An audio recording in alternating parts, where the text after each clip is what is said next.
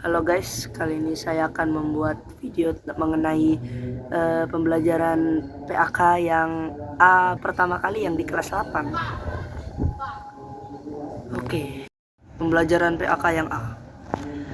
1.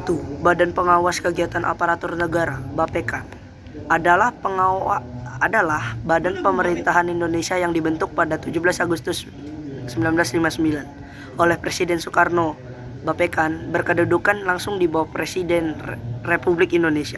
Tugas BAPEKAN diantaranya mengawasi kegiatan aparatur negara, meneliti kegiatan aparatur negara, mengurus dan menangani pengaduan, memberikan pertimbangan kepada Presiden, memberikan saran dan bantuan kepada sekolah-sekolah, kejujuran akademi dan lembaga-lembaga, bekerja sama dengan badan-badan resmi, organisasi rakyat, perusahaan, surat kabar dan majalah, serta organisasi perguruan. Kedua, Panitia Retooling Aparatur Negara (PARAN) adalah badan pemerintahan yang dibentuk pada tahun 1959 untuk menggantikan Badan Pengawas Kegiatan Aparatur Negara (BAPEKAN). PARAN dibentuk berdasarkan Undang-Undang Keadaan Bahaya dan dipimpin oleh A.H. Nasution. PARAN bertugas untuk menerbitkan korupsi di kalangan birokrasi negara, mendata kekayaan pejabat negara, baik sipil maupun militer. Ketiga, Operasi Budi adalah upaya pemberantasan korupsi di Indonesia yang menyasar perusahaan dan lembaga negara yang dianggap rawan korupsi dan kolusi. Operasi ini dipimpin oleh A.H. Nasution dan berhasil menyelamatkan uang negara sebesar 11 miliar rupiah. Pemberantasan korupsi di Indonesia telah dimulai sejak masa pemerintahan Presiden Soekarno. Namun, upaya ini sering gagal di tengah jalan. Di era reformasi, lahirlah Komisi Pemberantasan Korupsi (KPK) yang masih bertahan hingga saat ini. KPK melaksanakan upaya pemberantasan korupsi melalui 3 strategi, yaitu penindakan, pencegahan, pendidikan. Tim Pemberantasan Korupsi atau TPK adalah badan pemerintahan Indonesia yang dibentuk oleh Presiden Soeharto pada 16 Agustus 1967. TPK diketuai oleh Jaksa Agung Sugiharto dan anggotanya berasal dari berbagai latar belakang seperti kejaksaan, kepolisian, militer, dan pers. Kasus terbesar yang ditangani TPK adalah dugaan korupsi di Pertamina. Menangani protes mahasiswa dalam demonstrasi besar tersebut, Presiden Soeharto membubarkan TPK dan membentuk Komisi 4 dengan mantan Perdana Menteri Wilopo sebagai ketua serta Profesor Johannes I.J. Kasimo dan A. Cokroaminoto sebagai anggota.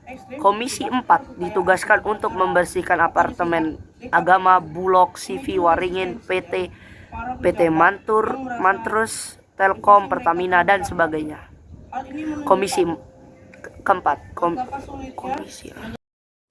Komisi 4 menemukan beberapa penyelewengan yang dilakukan oleh Pertamina. Di antaranya, kelalaian Pertamina yang utama adalah kelemahannya dalam mengadakan kontrol anggaran. Salah satu pencapaian besar dari Komisi 4 adalah kasus Pertamina ini.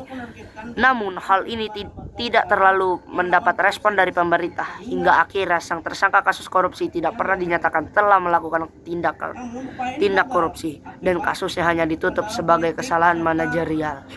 Riwayat Komisi 4 pun berakhir mengenaskan.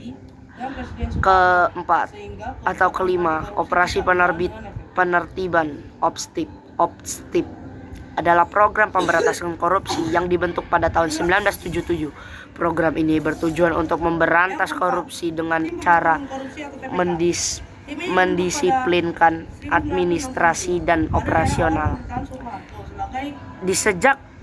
Di Indonesia, pemberantasan korupsi telah dilakukan sejak tahun 1960-an hingga dengan berbagai upaya seperti pembentukan komisi-komisi HOC, pembentukan lembaga permanen, penyempurnaan dan pembuatan peraturan undang-undang. Lembaga negara yang dibentuk untuk menangani korupsi di Indonesia adalah Komisi Pemberantasan Korupsi atau KPK. KPK didirikan pada tahun 2002 oleh Presiden Megawati Soekarno Putri. Tujuannya adalah untuk menangani korupsi yang dianggap tidak bisa ditangani oleh institusi kejaksaan dan kepolisian. Kelima atau keenam, KPK. KPK adalah singkatan dari Komisi Pemberantasan Korupsi, lembaga negara yang bertugas memberantas korupsi di Indonesia. KPK dibentuk pada tahun 2002 oleh Presiden Megawati Soekarno Putri.